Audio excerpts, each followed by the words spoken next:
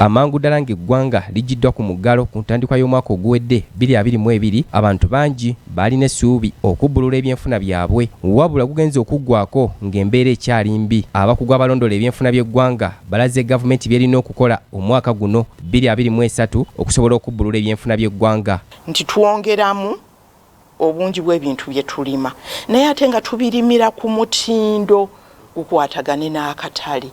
Tewali kye kijja kukosaamu wano ebyokulya.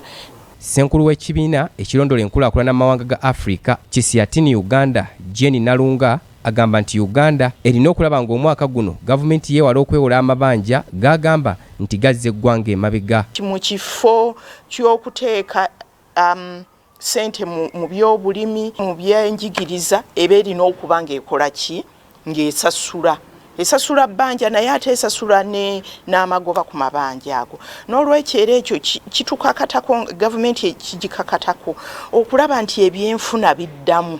Nalunga agamba nti wadde gavumenti erina endowooza nti amabanja gasobola okubbulula ebyenfuna by'eggwanga akiwakanyizza n'ategeeza nti amabanja gongera kuzingamya bya nkulaakulana. Obaana buli 100 ku sente ze tufuna tuzisasula ki?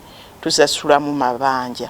Ng'ate ekyo si kirungi bw'olaba ku byenfuna y'ensi.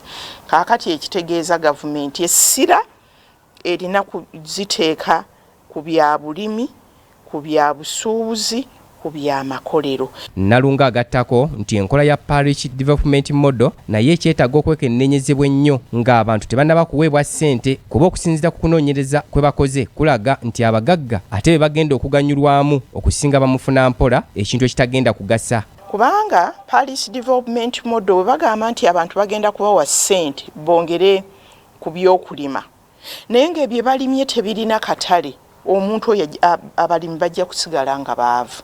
Kubanga era olwaleero olaba balima ennaanansi ne bazidondola budondozi.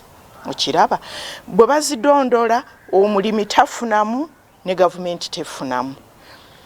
Omuntu afunamu be baffe e Kampala abavuga amamotoka abagula ennaanansi ku bwereere. Bannayuganda bo basabiddwa okufaayo ennyo okwongera okwenyigira mu kukola omwaka guno naddala nga bagoberera enteekateeka za gavumenti okusobola okubbulula emirimu gyabwe omwaka 2023 wamu n'okukendeeza ku Nsasanya. Eyali atwala omwana mu ssomero y'ebbeeyi ogamba akanfuna akasomero ku kyalo akasaba ssente ntono.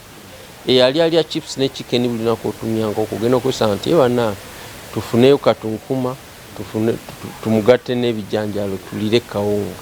Okiwulidde ekyo kiba kitegeeza nti yesu olya naye kati bbeeyi y'emmere gy'oli ekoze ekyekendedde. Kati ne gavumenti wali ebintu byali esasanyako ensimbi edda lulinga essente zikyaliwo.